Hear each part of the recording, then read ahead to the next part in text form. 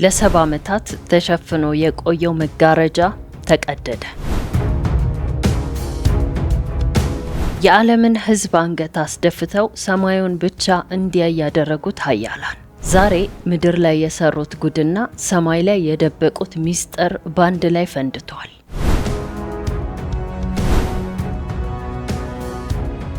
ዶናልድ ትራምፕ የጄፍሪ ጥቁር መዝገብ ሲከፈት አብሮት የከፈተው የሰማይ ደጃፍ ዩፎዎች ናቸው። በዚህ ፕሮግራም የምነግራችሁ ስለ ብርሃን ፍጥነት ብቻ አይደለም፣ ስለ ጨለማውም ሴራ እንጂ።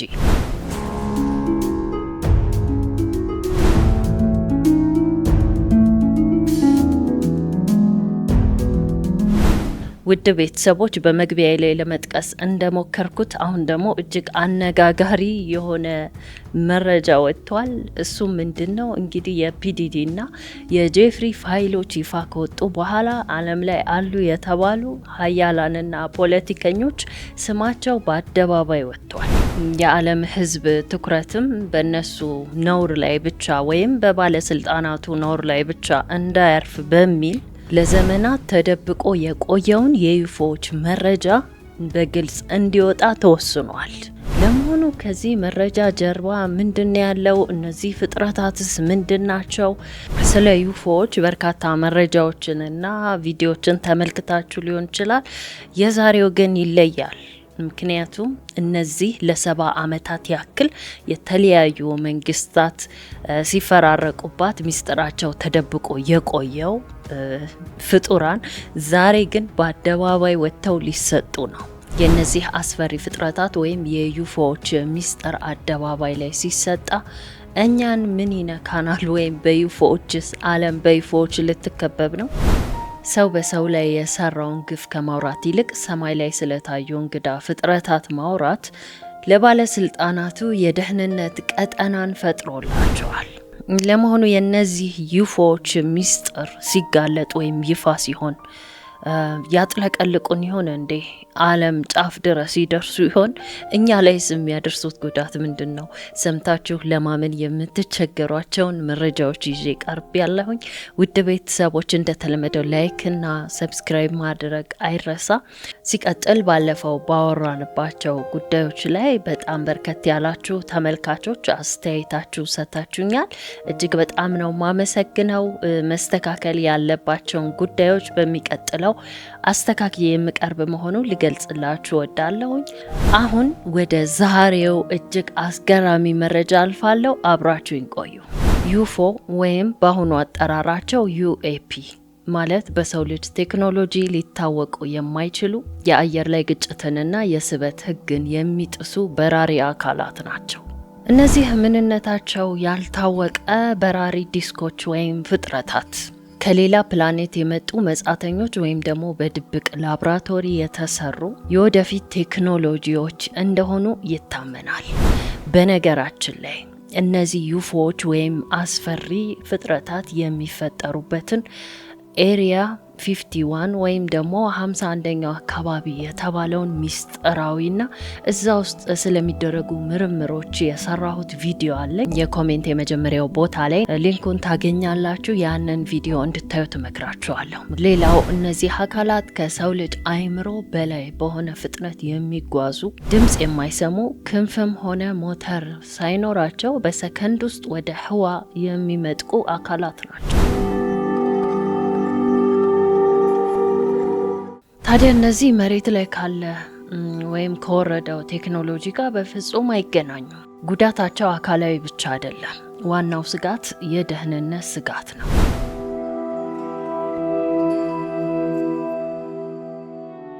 እነዚህ አካላት ዝም ብለው የሚበሩ አይደሉም። ባለፉት 10 ዓመታት በዓለም ዙሪያ የሚገኙ የኒውክሌር ጣቢያዎች ላይ ድንገት በመታየት የኒውክሌር ጣቢያዎችን በማሰናከል ወይም ዲአክቲቬት በማድረግ በርካታ ሀገሮች ላይ ስጋትን ፈጥረዋል። በተጨማሪም በርካታ የጦር አውሮፕላኖች ከአቅም በላይ በሆነ ፍጥነት በሚበሩበት ጊዜ በእነዚህ አካላት ምክንያት ለከፋ አደጋና ለስነ ልቦና ቀውስም ተጋልጠዋል። ቤተሰቦች እንደዚህ እንደምናወራው ቀላል አይደለም ጉዳዩ። ስታስቡት እጅግ በጣም ሪስክና አስደንጋጭ ነው።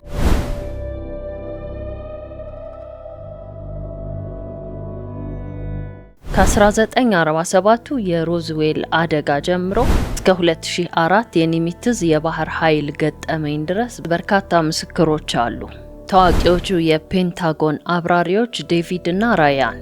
እነዚህ አብራሪዎች ነጭ አካል ከባህር ተነስቶ ወደ ጠፈር ሲወነጨፍ በካሜራቸው ቀርጸውት ነበር። ይህ መረጃ ለዓመታት ታፍኖ የቆየ ቢሆንም ከጊዜ በኋላ ግን ለሕዝብ ይፋ እንደተደረገ ተገልጿል። በዚህም ጊዜ የዓለም ሕዝብ ድንጋጤ ውስጥ ወድቋል። ከሁለተኛው የዓለም ጦርነት በኋላ ከሃሪ ትሩማን እስከ ጆ ባይደን ድረስ 14 መሪዎች በአሜሪካ ውስጥ ሲለዋወጡ ሁሉም ይህንን ሚስጥር ይዘው ወደ መቃብር ወርደዋል ወይም ከስልጣናቸው ተገለዋል። ስለዚህ ሚስጥር ወይም ስለማይታወቁት ግዙፍና አስፈሪ ፍጥረታት አጋልጣለው ብሎ የነበረው ብቸኛው መሪ ባራክ ኦባማ ነበር፣ ስልጣን ላይ ከመውጣቱ በፊት። እናም ባራክ ኦባማ ልክ ስልጣን ላይ ከወጣ በኋላ ግን ፈጽሞ ሊናገር አልቻለም። እንደሚወራውም ከሆነ የፔንታጎንና የሲአይኤ ባለስልጣናት መንገዱን ዘግተውበት ነው ይባላል። ዶናልድ ትራምፕ ለረጅም ጊዜ ይህ ነገር ጊዜው አይደለም፣ አሁን አልናገርም ሲል እንደቆየ ይነገራል።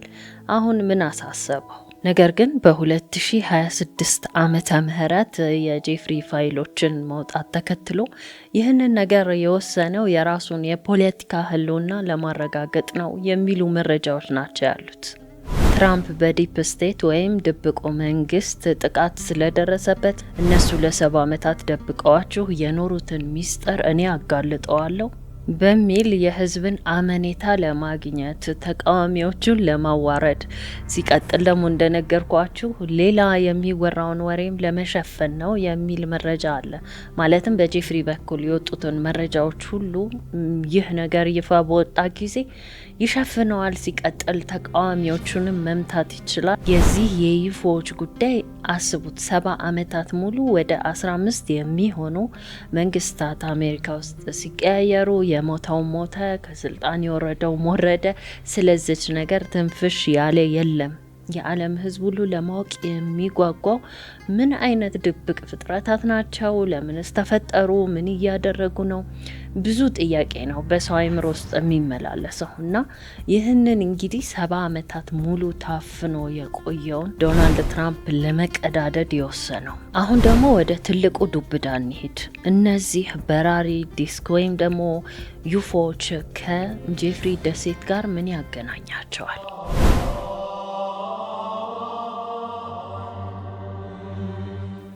እንደሚነገረው በጄፍሪ ደሴት ውስጥ ያለው አንደርግራውንድ ወይም የምድር ቤቶች የተሰሩት ለሰው ዝውውር ብቻ አይደለም። ለድብቅ የቴክኖሎጂ ሙከራዎች ይጠቀምባቸው እንደነበርም ፍንጮች አሉ። ጄፍሪ ከሳይንቲስቶች ጋር የነበረው ድብቅ ግንኙነትና በደሴት ውስጥ የታዩት ድብቅ ብርሃናት እዛ የሄዱ ሰዎችም ሲመሰክሩ ብዙ መረጃዎች ላይም እንደወጣው ያልተለመደ የብርሃን አይነት ድባብ አለው። ደሴቱ የዩፎ ቴክኖሎጂን ወይም ሪቨርስ ኢንጂነሪንግ የሚሞከርበት ሚኒ ኤሪያ 51 ወይም ደግሞ ትንሹ 51ኛው አካባቢ እንደሆነም ነበረ የሚነገረው።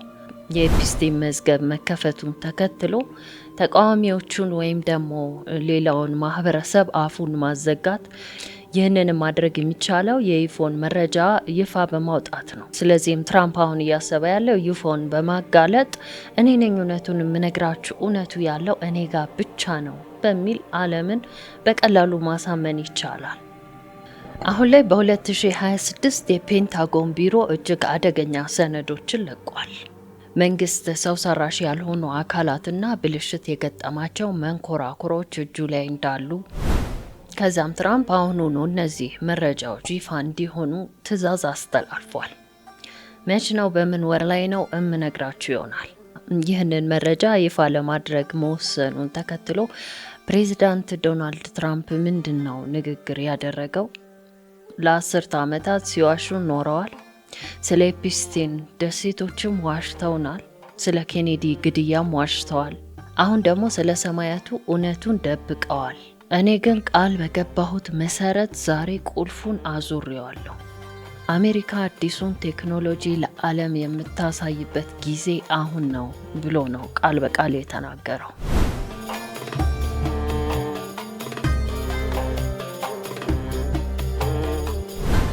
ዶናልድ ትራምፕ ይህንን ንግግር ሲያደርግ ዝም ብሎ አይደለም።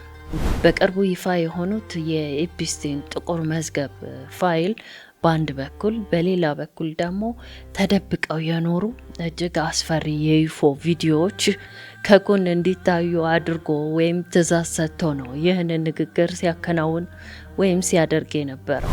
ኤፕስቲን የደበቀው የምድር ላይ ክፋት እንደዚሁም ፔንታጎን የደበቀው የጠፍር ሚስጥር በአንድ ላይ ለፍርድ ይቀርባሉ የሚል ትርጉም ተሰጥቶታል።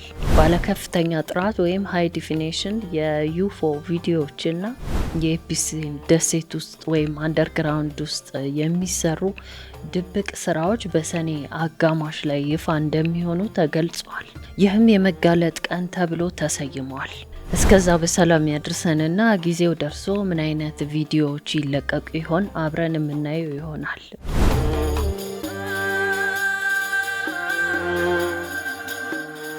አሁን ደግሞ እነዚህ ዩፎዎች ወይም አስፈሪዎቹ ፍጥረታት እጅግ ታዋቂ የሆኑት አይነቶች እነማን ናቸው ወይም በመረጃ ሰፍረው የሚገኙት የሚለውን እንይ። ስለ ዩፎዎች ስናወራ ስለ ብረት አይደለም የምናወራው፣ ስለ እነዛ አስፈሪ ፍጥረታትም ጭምር ነው። በጄፍሪ ኤፕስቲን መዝገብ እንደዚሁም በትራምፕ ንግግር የተገለጹት እነዚህ አስፈሪ ፍጥረታት እነማን ናቸው? አንደኛው የተገለጠው ዘግሬስ የሚባሉት አይነቶች ናቸው። እነዚህ ፍጥረታት በጣም አነስተኛ ቁመት ያላቸው፣ ግራጫማ ቆዳና ትላልቅ ጥቁር አይኖች አሏቸው። እነዚህ አስደንጋጭ ፍጥረቶች በጠለፋ ታሪክ ላይ በብዛት ስማቸው ይነሳል። በ2026 የወጣው ዘገባ እንደሚያመለክተው እነዚህ ፍጥረታት ከሩቅ ጋላክሲ የመጡ ሳይሆኑ በምድር ስር ባሉ ድብቅ ቦታዎች ስር ሊኖሩ የሚችሉ ባዮሮቦቶች እንደሆኑ ይገመታል። ሌሎቹ ዘሬፕቲሊያን ይባላሉ።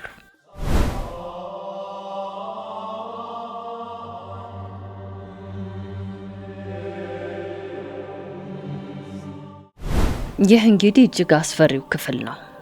በሀያላኑ ፖለቲከኞችና በጄፍሪ ዙሪያ የነበሩ ሰዎች እንደሚናገሩት ቆዳቸውን የሚቀይሩ ፍጥረቶች አይተናል ብለው መስክረዋል። እነዚህ ፍጥረቶች የሰው ልጅን ስሜትና ደም የሚመገቡ እጅግ ጨካኝና ዓለምን በድብቅ የሚመሩ ናቸው ተብሎም ይታመናል። የማይሰማ ጉድ የለም ውድ ቤተሰቦች። የነዚህ ምንነታቸው ያልታወቀ ፍጥረታት ሚስጥር 100% ከተጋለጠ የዓለም ሕዝብ ሁሉ በድንጋጤና በፍርሃት እንደሚያልቅ ነው። ካሁን ወረሩን መጡብን የሚለው ስሜትም እንቅልፍ የሚነሳ ነው የሚመስለው። እስቲ ለማንኛውም ጊዜው ሲደርስ የምናየው ይሆናል።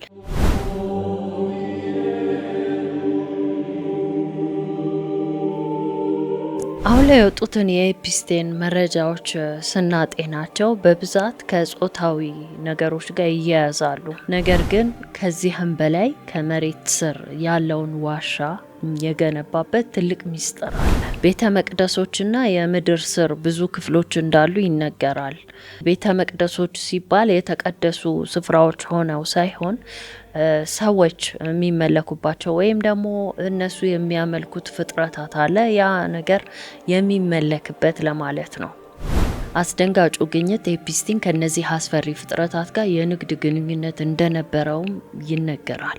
ዝነኞችንና ህጻናቶችን ስለምን ይሰውራል የሚለው ጥያቄ ሲነሳ ለነዚህ ፍጥረቶች እንደ ባዮሎጂካል ግብአት ወይም ምርምር እያዋላቸው ነው ወይም መስዋዕትነት እያቀረባቸው ነው የሚሉ መረጃዎችን በሰፊው ይነገራሉ።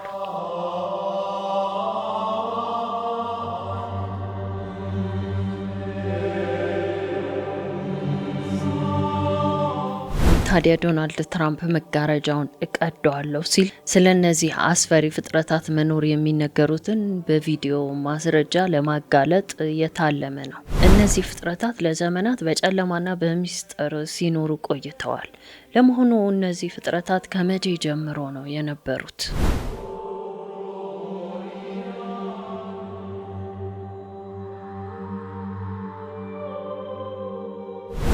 ዩፎዎች ትናንት የተፈጠሩ አይደሉም። የታሪክ ተመራማሪዎች እንደሚሉት ከሆነ ከጥንታዊ ግብጽ ጀምሮ በሰማይ ላይ የሚታዩ የእሳት ሰረገላዎች ተመዝግበዋል። ዘመናዊው የዩፎ ታሪክ የጀመረው ከሁለተኛው የዓለም ጦርነት ጀምሮ ፎ ፋይተርስ በሚባሉ ትናንሽ የበራሪ ብርሃናት ነው። በ1947 የሮዝዌል ክስተት ደግሞ ትልቅ የብረት አካል ያለው ዩፎ መከስከሱ የዘመናዊው ሚስጥር መጀመሪያ ሆነ። እንደሚነገረው እነዚህ አካላት ክንፍም ነዳጅም አይጠቀሙም። የሚጠቀሙት አንቲግራቪቲ ወይም ኢለመንት 115 የተባለ ንጥረ ነገር በመጠቀም በዙሪያቸው ያለውን የስበት ህግ ወይም ግራቪቲ በመቀየር ነው። እንደሚነገረው በሰከንድ ውስጥ ከቆሙበት 1000 ማይል የሚበሩበት ምክንያት ይሄ ነው።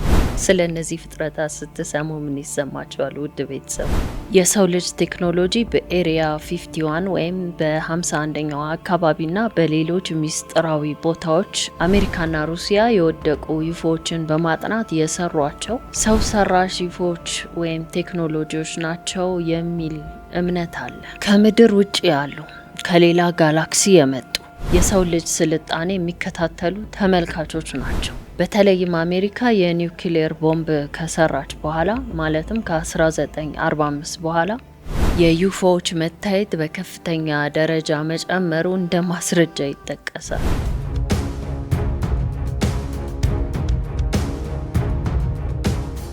የዩፎዎች ዓላማ ምንድን ነው? ባለሙያዎች እንደሚሉት ዩፎዎች ለሶስት ነገር ይመጣሉ። የሰው ልጅ የጦር መሳሪያና የአካባቢ ጥበቃ ሁኔታ መቆጣጠር፣ ምድር ላይ ያሉ ብርቅዬ ማዕድናትንና የሰውን ልጅ ዘረመል ለጥናታቸው መጠቀም። ይህ ማለት ከኤፕስቲን ፕሮጀክት ወይም የዘረመል ፍላጎት ጋር ይገናኛል። ኤፕስቲን እንደዚህ አይነት ፕሮጀክት እንዳለው ብዙዎቻችሁ መቼም ሰምታችኋል። የሰው ልጅ ራሱን በኒውክሌር እንዳያጠፋ ማስጠንቀቅ። ለዚህም ነው በኒውክሌር ጣቢያዎች ላይ የሚታዩት ይባላል። ስለነዚህ የተለዩ አስፈሪ ፍጥረታት ወይም ዩፎዎች በምታደምጡ ጊዜ አንድ ጥያቄ በአእምሯችሁ አይፈጠርም? ወደፊት ያጥለቀልቁን ይሆን እንዴ? ልክ እንደ አንበጣ ካሉበት ወጥተው ዓለምን ይወሯት ይሆን እንዴ የሚል ሀሳብ በአእምሯችሁ ተፈጥሮ አያውቅም? ነገር ግን ስጋት አይግባችሁ። ይህ ቴክኖሎጂ ወይም እነዚህ አስፈሪ ፍጥረታት ለ70 ዓመታት ያህል በተወሰኑ ባለስልጣናት እጅ ታፍነው የቆዩ ናቸው። ነገር ግን ይህ ቴክኖሎጂ ይፋ ሲሆን የዓለም ኢነርጂና ትራንስፖርት ይቀየራል የሚል ስጋት አለ። ፕሮጀክት ብሉ ቢም የሚል መረጃ ላይ እንደተጠቀሰው የዓለምን ሕዝብ ለማስፈራራትና የአንድ ዓለም መንግስት በሰማይ ላይ የሐሰት የዩፎ ወረራ ሊያሳዩ ይችላሉ ይላል። ሆኖም ዶናልድ ትራምፕ እንደሚለው እንደዚህ አይነት ነገር የለም፣ እኔ እውነቱን ቀድሜ እነግራችኋለሁ። እነዚህ አካላት ለአመታት እዚሁ ነበሩ፣ ምንም አይነት ወረራ የለም። ነገር ግን የደበቋችሁ ቴክኖሎጂ አለ ወይም ፍጥረታቶች አሉ የሚለውን ነው እንግዲህ ሊነግረን የፈለገው። እንጠብቃለን። የሰው ልጅ ወደ ኤአይ ወይም ሰው ሰራሽ ብልህነትና ስፔስ ትራቭል እየተሸጋገረ ባለበት በዚህ ጊዜ በኤፕስቲን ደሴት ሲደረግ የነበረው የዲኤንኤ ምርምር ዓላማውም የሰው ልጅን ከነዚህ አካላት ጋር ለማዳቀል ነበር የሚሉ አስደንጋጭ ሰነዶችም አሉ። ሆኖም ይህ ምንነቱ የማይታወቅ ቴክኖሎጂ ምንም ስጋት አይፈጥርም ማለት አይደለም። በዓለም ላይ የሚፈጥራቸው ስጋቶች አሉ። ምክንያቱም እነዚህ ፍጥረታት የሰው ልጅን እንደ አይጥ ወይም እንደ ላብራቶሪ የመጠቀም አዝማሚያ ያላቸው። ለዚህም ነው በኤፕስቲን ደሴት ላይ የሚደረገው የዲኤንኤ ወይም የዘረመል ምርምር እነዚህን ፍጥረታት ከሰው ጋር በማዳቀል የሚፈጠረውን ውጤት ማየት ነው። የሰው ልጅ የኃይል ምንጭ የሆነውን ነዳጅ በማጥፋት አዲስና እነሱ የሚቆጣጠሩትን ነፃ ኢነርጂ በማምጣት ዓለምን በቁጥጥራቸው ስር ሊያውሉ ይችላሉ የሚል ስጋትም አለ። ስለነዚህ ዘግናኝ ፍጥረታት ወይም ምንነታቸው ስለማይታወቁ ዩፎ ስለሚባሉ በራሪ ዲስክ አካላት ይህን ያህል ትንሽ ካልን እስቲ ወደኛ ደግሞ ንምጣና በአፍሪካስ ምን አይነት ስጋትን ሊያስከትሉ ይችላሉ፣ ከኛ ጋር ምን ያገናኛቸዋል ወይም ከአፍሪካ ጋር የሚለውን እንመልከት። እንዳልኳችሁ የዩፎ ቴክኖሎጂ ያለምንም የኤሌክትሪክ መስመርና ነዳጅ የሚሰራ ነፃ ኃይል ይዞ ይመጣል ተብሎ ነው የሚገመተው። አይበለውና ይህ ከመጣ አፍሪካ ለዘመናት የገነባቻቸው ግድቦች፣ የነዳጅ ሀብቶች ሁሉ ዋጋ ቢስ ሊሆኑ ነው። ያው እንደሚታወቀውና በተደጋጋሚ እንደምንሰማው ነው ሀያላኑ በማንኛውም መንገድ ቢሆን አፍሪካን መቆጣጠር ወይም በነሱ ስር ማድረግ ህልማቸው ነው። እንደዚህ አይነት ቴክኖሎጂዎች ወይም ይህንን ምንነቱ ያልታወቀ ፍጥረት ፈጠርን ወይም ቴክኖሎጂ አመጣን ብለው በቁጥጥራቸው ስር ለማድረግ የሚፈልጉትን ሁሉ ከነሱ በታች ያደርጉታል። በተለይም ደግሞ እንደ አፍሪካ ያሉ ሀገራት በኤፒስቴም ፋይሎች ላይ እንደታየው ሀያላኑ እነዚህን አስፈሪ ፍጥረታት ወይም ይህንን ፈጠርን ያሉትን ቴክኖሎጂ ለመሞከር ገለልተኛ የሆኑ የአፍሪካ ምድረ በዳዎችን እንደሚጠቀሙ ተገልጿል። ግፎችና የጠፈር ቴክኖሎጂ የሚፈልጋቸው ብርቅዬ ማዕድናት እኛን ጨምሮ ሌሎችም የአፍሪካ ሀገራት ይገኛሉ። ኮባልት፣ ሊቲየም፣ ታንታለም የመሳሰሉት ውድ ማዕድናት። እናም አፍሪካ ለወደፊቱ የጠፈር ቴክኖሎጂ ፋብሪካ እንዳትሆንም ያሰጋል። ስለዚህም እጅግ ጥንታዊና ያልተበረዘ ዲኤንኤ ወይም የሰው ዘር ይገኝባታል ተብሎ ይታሰባል። ትራምፕ በአንድ ንግግሩ አፍሪካን እነዚህ መጻተኞች ወይም እነዚህ አስፈሪ አካላት ለዘመናት የጎበኟት ቦታ ናት ሲል መናገሩ ተጠቅሷል። የዛሬው ቪዲዮአችን በዚህ አበቃ። በሚቀጥለው በአዲስ ፕሮግራም እስካገኛችሁ ባይ ባይ።